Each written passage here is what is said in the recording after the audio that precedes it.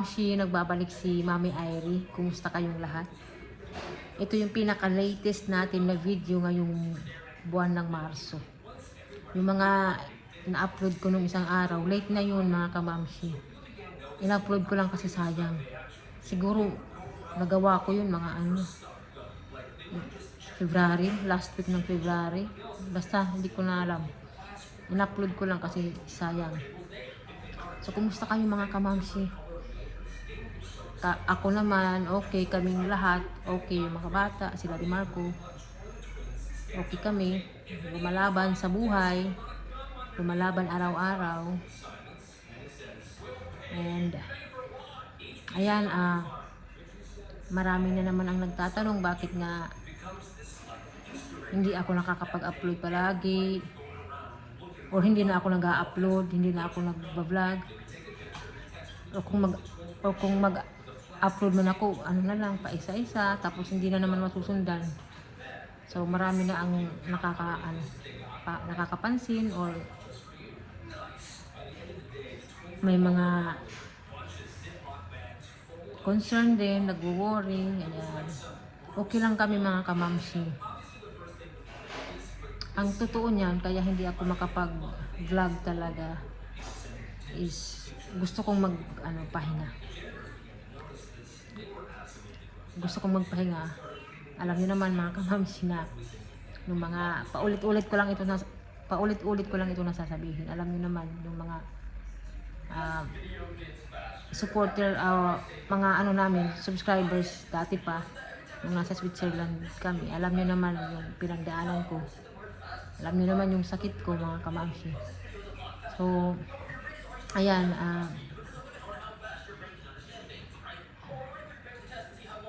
hindi rin okay kasi yung pakiramdam ko, kaya minabuti ko muna na magpahinga. Kung mag vlog man ako, yun, lang yun, yung okay ako. Tapos, pag hindi okay, ayun, wala, hindi ako makapag-vlog. Kasi simula nitong taon, mga Kamamshi, nung January, diba, last year, ayan, sunod-sunod, yung mga kaganapan. Nagpunta kami ng Manila, nagpasko, nag-New Year, ayan. So, pagkatapos niyan mga Kamamshi, parang hindi ko maintindihan yung yung pakiramdam ko, yung mood ko, parang biglang baba. Oo. Biglang baba siya na, basta, hindi ko maintindihan. Ang daming pumapasok sa isipan ko. Yan, I think second week ng January. Yan, dyan nag-start na parang hindi okay. Tapos, hindi talaga okay yung pakiramdam ko pag nagkakaroon ako ng period. Ayan, na ikwento ko na yan sa inyo mga Kamamshi dati. Pag nagkakaroon ako ng period, ayan, worst yung yung anxiety ko mga Kamamshi. Talagang to the highest level siya.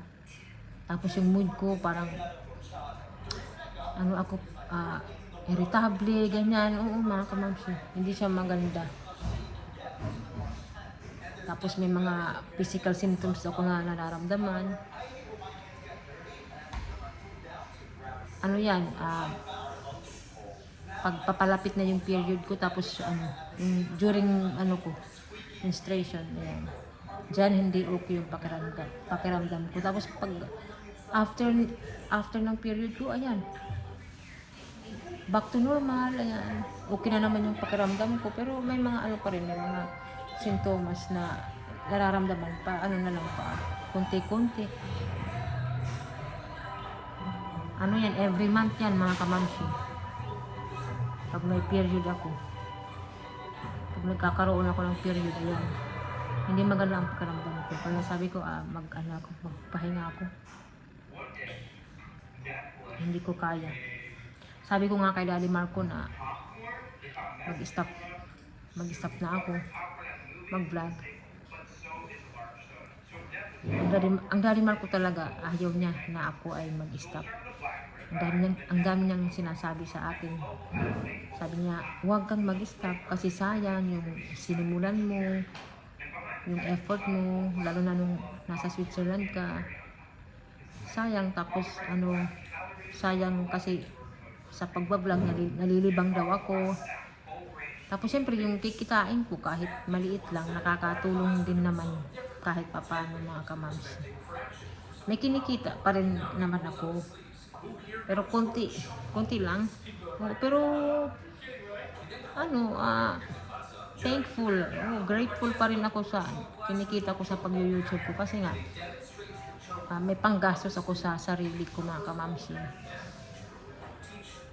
Hindi ako maasa kay Daddy Marco, tapos may naitutulong ako kahit papano sa parents ko, sa pamilya ko dito. May na ibibigay-bigay ako kahit konti.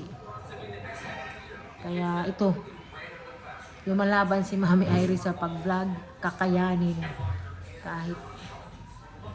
Kahit na nahihirapan ako ba sa totoo lang. Actually, hindi madali mag-vlog mga kamamsi, sa totoo lang. Akala lang ng iba na ay haharap ka lang sa camera, mag yaw-yaw, hindi ganun. Mahirap din. Kaya ayan, itatry ko mag-vlog kahit hindi man araw-araw. Basta may ma-upload lang ako mga kamamsi. Hanggang sa kaya ko talaga.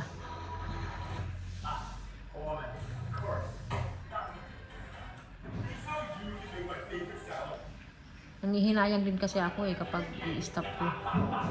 Sa totoo lang, maliban sa sa kita,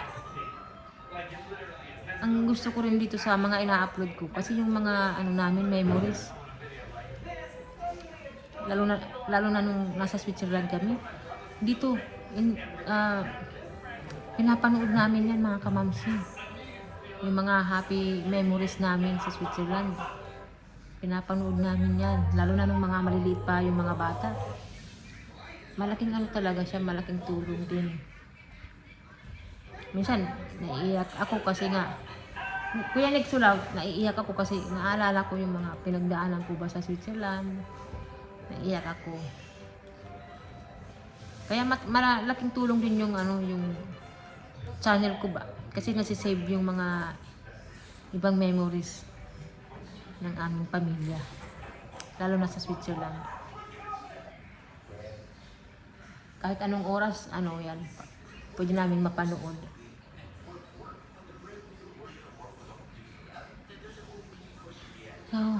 So ayan mga kamamsi, yan lang yung ko ngayon, chika sa inyo.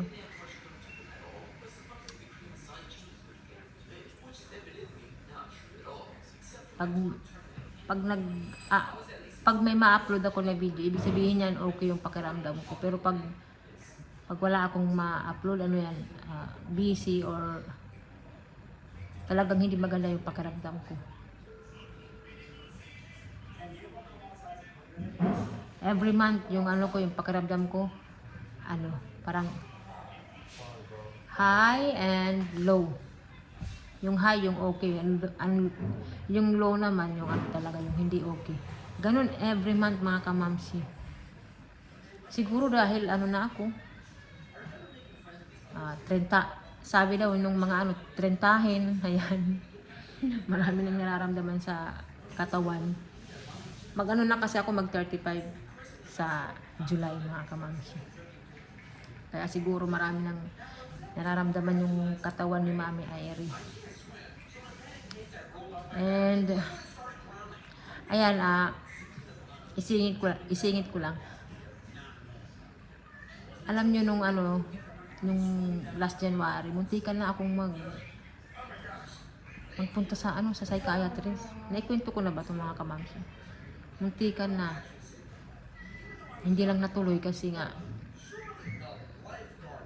nung nakapag-isip-isip ako ng maayos, ayun, sabi ko, ano ko lang muna, i-cancel lang muna yung appointment ko. Kasi nakapag-appointment ako nung medyo hindi okay yung pakiramdam ko, marami akong iniisip, yung anxiety ko, grabe. Parang napapagod na ba ako, sabi ko, gusto ko lang magpunta ng psychiatrist. Doon ako nakapagpa-appointment. Pero nung medyo kumalma ng konti, yung ko, pakiramdam ko, ayun, sabi ko, ka-cancel ko lang muna, hindi ko lang muna itutuloy. Kasi napag-isip-isip ko ba na pag pumunta ako sa psychiatrist, bibigyan na naman ako ng gamot. Gagaling ba ako? Mawawala na ba lahat ng mga nararamdaman ko? Yun ang inisip ko. Tapos ang mahal ng ng psychiatrist dito sa Pinas, mga kamamsi. 3,000 yung yung dapat pupuntahan ko. 3,000 daw kada isang oras ata. Diyos ko, ang mahal. Pero kino-consider ko, mga kamamsi, na talaga na magpunta. Hindi pa ngayon. Darating na lang yan. Kung hindi man ako maggamot, siguro na lang, therapy lang para may mag-ano sa akin, may mag-guide, may magpayo ba. Kasi minsan dito sa family ko, hindi talaga ako maintindihan. Hindi nila, ewan ko basta. Lalo na yung mama ko, hindi ako maintindihan sa nararamdaman ko. Imbis na kukuha ka ng yung gusto mo ng tulong, hindi maibigay sa iyo kasi hindi man nila maintindihan yung nararamdaman ko. Kahit i-explain ko, parang pa. Kasi si mama, 'di ba, yung mga dati ba, sasabihin lang ni mama, ay lang yan sa isip mo, ganyan. Hindi ganun, mga kamamsi. Mahirap. Lalo na yung physical symptoms, mahirap. Yun ang problema ko kasi, yung physical symptoms, mga kamamsi.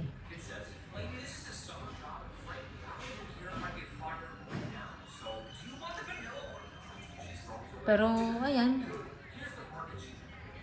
nagpapasalamat pa rin ako kay Lord kasi nga, 2 taon na ba ako na walang gamot? Ayan, nakaka-survive pa rin si Mami Irene. Pero everyday, everyday is struggle talaga, mga kamamsi. Everyday, lang ako, fight.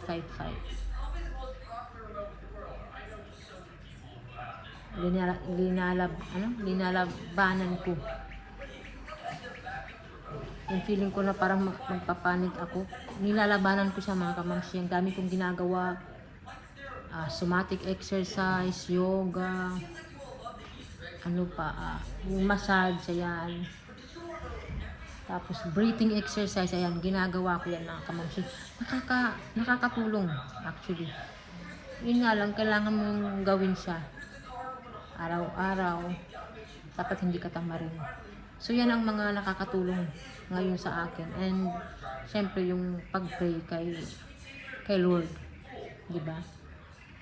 Importante yan na manalangin tayo kay Lord. Yan ang ko, hinahawakan ko. Yan ang mga gamot ko sa sakit ko, mga kamamsi. Pero minsan din nahihirapan ako, napapagod na din ako. Kasi parang hindi ba normal ba yung hindi ka na yung dati. Hindi na yung dati na buhay ba na araw-araw hindi ka nagpo-problema sa nararamdaman mo. Wala kang nararamdaman. Ngayon, iba na. Mahihilo. Parang mahihimatay. Parang hindi ka makahinga. Basta parang aatakihin ka sa puso. Ang dami lang. Tapos, minsan, yung mga paa ko, parang ang mahina, yung parang hindi ka makalakad, parang walang mga lakas, mga kamamsi. Yan ang nararamdaman ko, yan yung mga physical symptoms ko. Tapos yung tiyan ko din yan. Grabe yung tiyan ko talaga, yun ang medyo ah, problema ko. Pero ngayon medyo okay naman dahil nga sa kinakain ko. Ayan, may mga ginagawa ako na mga paraan para maging okay yung tiyan ko, yung acid. Hindi na ako nag-inom ng mga anti-acid, mga kamamsi. Wala, sa ngayon wala talaga. Nag-worse lang kasi yung tiyan ko noon, mga kamamsi. Meron na talaga ako acid reflux, ganyan. Meron na talaga ako. Nag-worse lang talaga siya nung namatay yung bayaw ko. Naapektuhan ako kasi. Naapektuhan talaga ako sa pagkamatay ng bayaw ko. Kaya yun, medyo na yung tiyan ko yun. Kinakabahan, ganun. Kaya sabi ko ba parang hindi ako pwede talaga pag may mga mamamatay na mga mahal ko sa buhay. Parang hindi ako okay, hindi ko kakayanin. Siguro yun ang pinaka number 1 na bawal sa akin, mga kamamsi. Pero syempre hindi rin natin yan maiwasan kasi normal yan sa tao na may mamamatay. Kaya kailangan ni Mami Irene na maging malakas, mga kamamsi. So ayan, tatapusin ko lang yung video. Maraming salamat, mga kamamsi, sa support nyo pa rin sa amin. Alam ko namimiss nyo na yung mga bata. Yung mga bata din kasi busy sa school. Hindi ako makapag-vlog sa kanila. Tsaka, syempre, minsan mga bata, pag ayaw nila, nire-respeto ko. Hindi ko sila sinasama minsan sa vlog, mga kamamsi. Okay lang yun. Kahit hindi malaki ang kitain, okay lang. Ang importante lang naman makapag-update ako sa inyo, makapag-upload ako. Yun ang importante. So maraming salamat, mga kamamsi. See you sa next vlog. Tatapusin ko na yung video. Bye bye!